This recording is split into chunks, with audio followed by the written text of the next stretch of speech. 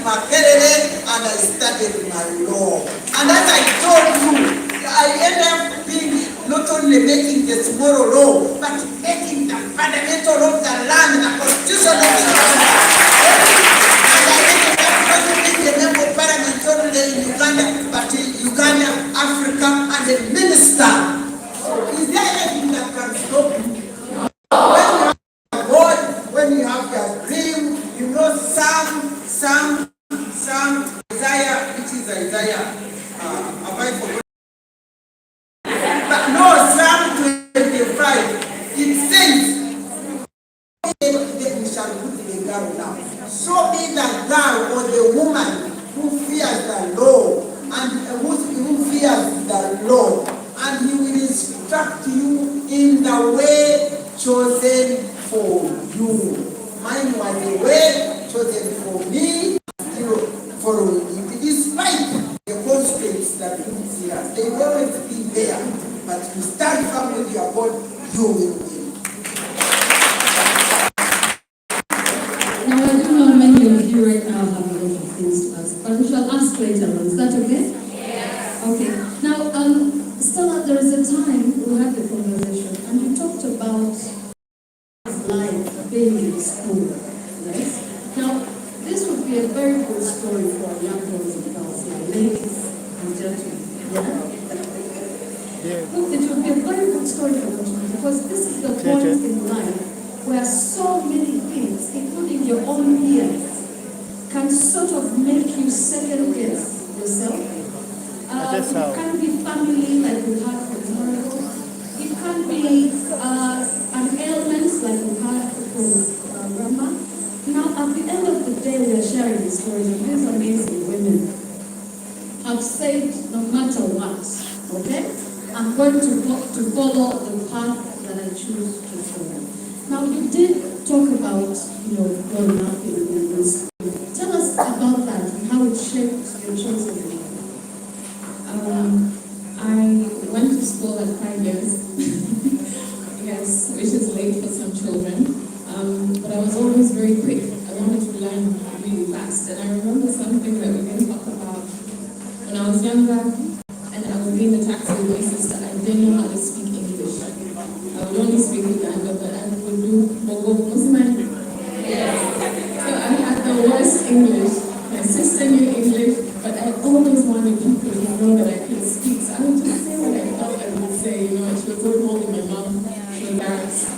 But fast forward to now, I speak English, thank God, and I truly love the language. Anyway, in school, I was always into music, dance, and drama, but I also took my studies very seriously. So I always made sure that top 10 was my number. I love excellence at a very young age. That is something that is very dear to me. I love being excellent, and I think you all should as well love being excellent. I grew up doing MDD and anything the school had, I would want to participate because I'm that child. I'm very obedient.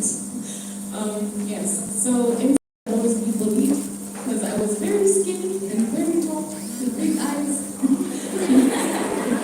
and knocking legs,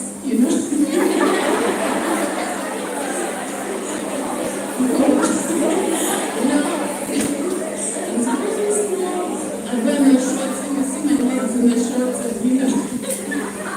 And at some point, my older sister cut my hair off, so I had no hair. People thought I was a boy.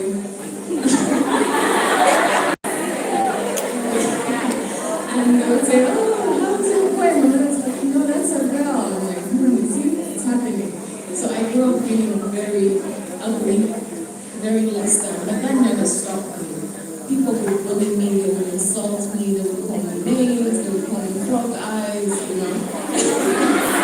I'm not giving insults to all your friends, I'm just telling you. My teachers too would, tease me about dancing. I'm not the best dancer. So when we're doing all those traditional dances, I always looked at sideways, but I was the best participant I could be. And for me, what that did was build my spirit. Then I didn't know what was helping me build my spirit, but I just knew that I had to stay strong. So when they would throw an insult, I'd say, no, I'm still going to do it. I'm going to be the best at it. I'm going to take my picture, and I'm doing this. I refuse to give up, regardless of what they said. If I was interested in a thing, I went for it. I wanted always to have a multiple scope of, a very large scope of talents. I wanted to explore everything my heart felt like. If it was dance, I'm there. Music, I'm there. Acting, I'm there. Art, I'm there. Mathematics, I'm there. Science, I'm there. Interact club, I'm there. I wanted to be everywhere. Sports, even that I tried. Not the best. I tried. Volleyball and basketball. Because I was very tall. So that was my story. And what I tell you guys that story for is to tell you, number one, to build character and spirit. Build your character and your spirit. Because when people are telling you something you're not, your character and your spirit will help you stay in who you are. And you do all those things only by God. Okay? Because God will help you build the right character, and also the Word of God will help build your spirit. Okay? To overcome so many things. My story is a long one, of course we don't have time. Allow me to answer. How did the bullying make you feel? Because so many times, and we did mention this, so as parents, all of you will be parents one day, okay? And some parents will not have the time to talk to their children about bullying. I don't know if schools bullying is something that can really kill people's dreams. It can ruin people's dreams. Yeah. How do you remember that making you feel as a person? And right now saying,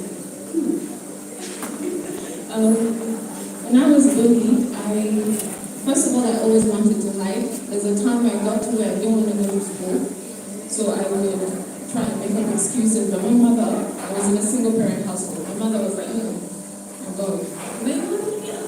She would slap you and you get out the door because she didn't know why. But one day I finally told her, and my mother, being the woman she was, in all her energy and strength, went to the school, confronted the boys, said, why did you talk to my daughter this way? And that helped for a little bit.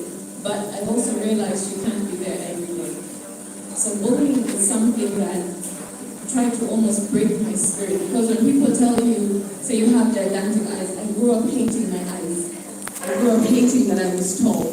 I grew up hating my legs. I grew up hating everything about me that God made beautiful. Because someone else told me it was ugly. And you will meet people like that. You will have things about yourself and you love them, but they don't see the beauty in that. They always say beauty is in the eyes of the beholder. And for me, I say my beholder is God. So he sees me as beautiful, so I'm beautifully and wonderfully made, and I take that now. But back then, I was very sad. I would contemplate and say to myself, when I make money, the first thing I'm going to change about myself is my eyes, and this thing, these legs. I need to get them. These bones, why do my legs look like this? If I walk this way, they won't notice. If I stand this way, nobody will see. And then I would take focus away from my importance into my body image. Sometimes that's what bullying does. They will bully you about your social status. They will bully you about your body image. They will bully you about your beliefs, about maybe even your performance in class. And all those things just make you feel worse and worse and worse. They break your spirit. I always refused. I would cry a little bit. I remember one day this boy insulted. I said, you're not going to pass your pillow. Okay, he didn't pass the way to one thing, but anyway. Now looking back, if I had had the space or the right path to talk to someone about it, then maybe I wouldn't have had to live in my head so much. Trying to protect myself from people's words. Trying to protect myself from their opinions, trying to protect even my performance from the elements, the ungodly things. And I know that there are three people who experience bullying. It is the person that's being bullied, the person that's doing the bullying, and the people that stand by and watch. So if you're in one of those categories, you need to figure out what you need to do about it. And I think we'll talk about that later if you want to. But remember, the person that's being bullied, the person that's being bullied, and the person that sits and stands by and watches while someone else is experiencing this. So think about it. Those words hit so hard. And she mentioned you need to find who you are, your character. What do you represent when you step into the place? Once you know who you are, trust me, even if you stood out there, everyone will be your presence. Okay? And that is the thing though about not waiting for later. Do you know who you are? Yes. Do you all know who you are? As a person, as a character, what you bring to the table? Seems like you're not sure. But that is something you know, okay? And that is why it's amazing ladies are here to talk to you about finding who you are. Whether the boys and girls, regardless, yeah? Whether it's a man or a woman, if you know what you're bringing to the table. Because then, if you have boys who know the thing to do, then you have a better what? A better society. Because then they will support you, and then you will support them. And we lose what we call the character, what identifies you as a person, the humanity in you, then we have a problem. Now, ladies, the next thing I'm going to go into, because our young women and men are excited about the fact that you pushed your boundaries, you're doing all sorts of things. We do know there's challenges. However, this is why we're here to talk about these things so that they never lose hope. They never say, okay, now that this challenge is coming away, I need to stop here. As Remy blooms, what is it like? Because we hear people say, I want to be a businesswoman, I want to be a businessman. And you know, it doesn't end on that. It means a lot of things are going to come through. But I'll ask this, as a woman, getting into this market, it may seem like it's obvious, yeah? But as a woman getting into this market and pushing and having people trust you and what you do, how has that been for you? Yeah, this is getting into the market and have people trust you and believe in you. How you value what you do and how you value the people you serve. You have a goal, and you have to be consistent, not to give up. There are days when the business is so good, and there are days when the business is so bad, no money at all, but you have to move on, not to give up, stay focused, however hard it may be. There are always, you should always have it in mind that there are always those dry days when things are really bad. So you have to be focused and be consistent and fight on. The other thing is you may also need support system to help support you, even when things are hard. It could be friends, could be family, sisters, could be your prayer friends from the church. You need them. Never take them for granted. All the time. You can't do it alone. All this stuff you think about revenue loans. It's not revenue loans. I have one thing that I have always done. I get a lot of people come because I do business home. So once she comes, Honorable may come and say, you know, Remy, this one will look good if you're there. Oh, if you remove this bush and you put this kind of so it will be very, very nice. The moment she steps out of my gates, immediately, I do this. I don't wait for tomorrow. I implement. Then the people who do this are not only the people above us, the people who learn from you, even the people who support you,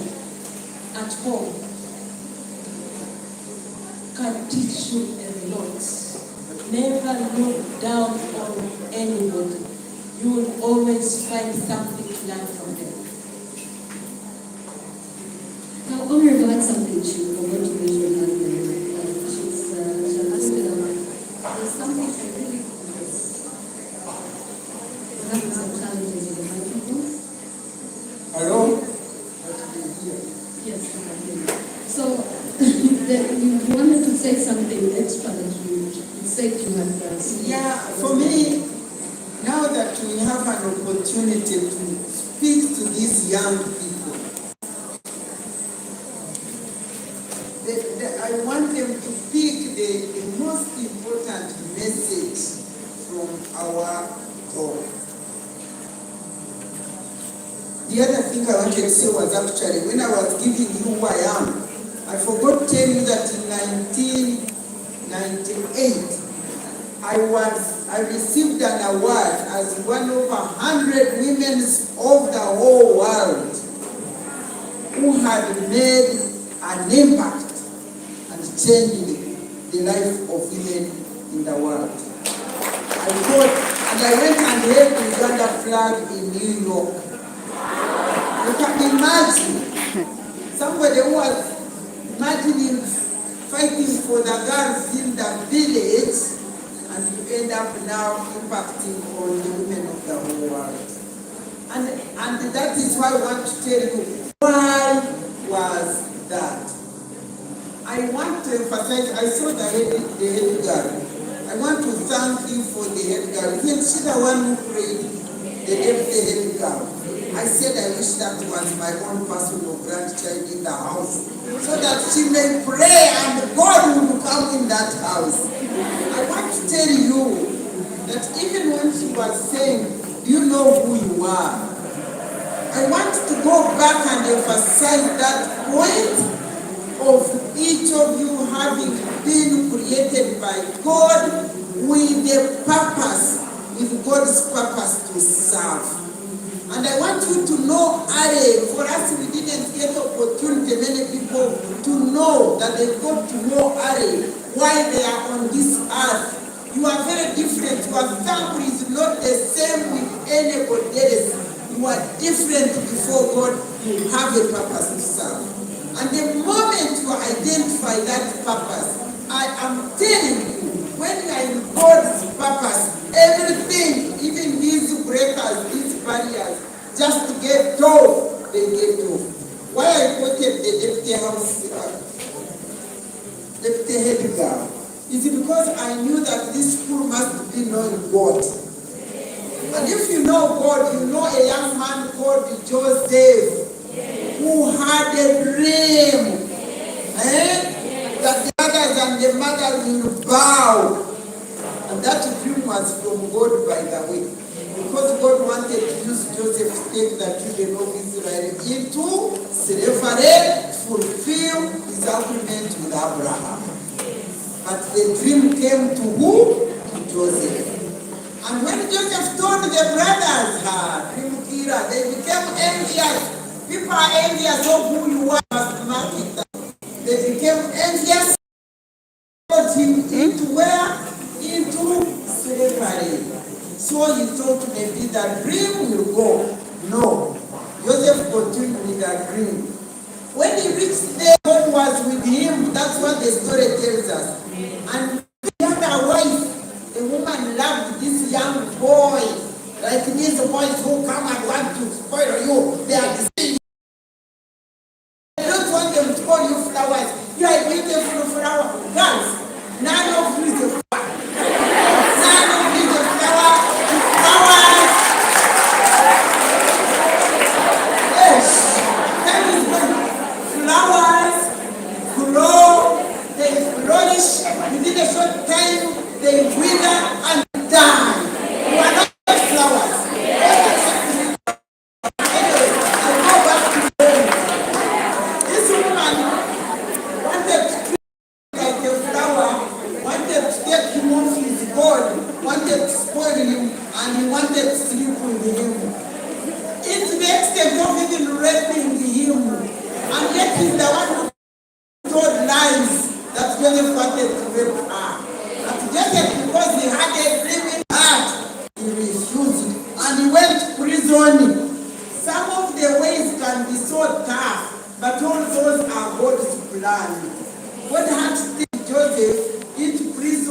so that he may escape the dream being killed.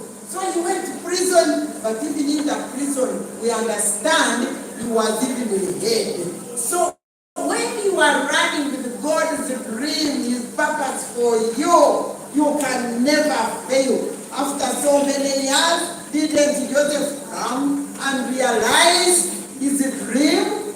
Didn't the brothers and the father come and kneel before him?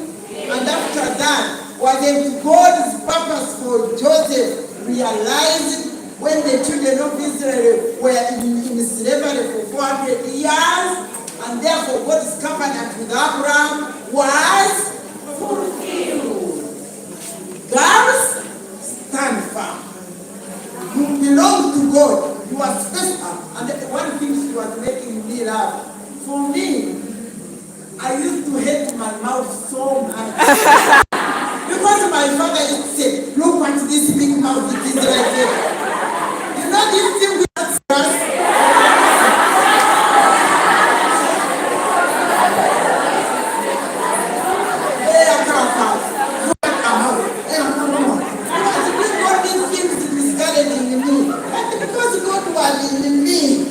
But eventually, I used to hate the mouth actually, until God eventually told me, and it is biblical, in Isaiah chapter 49, verse 1 to 3, it says, I gave them mouth like a sharpened sword. What am I telling you here? Don't listen to this. I am sure each of you has got something maybe they don't like about themselves. I am telling you that is the secret. That's what God wants to use you to achieve. So you go and know that everything is good about you. If it's like me, there is a big mouth, this one will see the wrong, she will tell me and I will speak. You see? Because we are supposed to be together. If it is a wrong foot, hey, I have the wrong foot, it can't fit in the shoes. Ask God, what is this for? Maybe it is around visiting his people and serving them. So, everything God is what? Beautiful. And me, I used to know. Let me tell you what came to me, despite the mouth. I used to say, don't worry, don't worry, don't panic. You are the best of the Lord. Even when I'm here, I know I'm the best of all people. When I'm here, I know I'm the loudest of these people. I know I'm the best of us. And that doesn't mean that when I go out to the city, this t-shirt was not nice. I must accept that it was not nice because we must work together to be here. But as I move, as I walk, I know I'm the best of the road. If it is my legs, I say, what is the legs?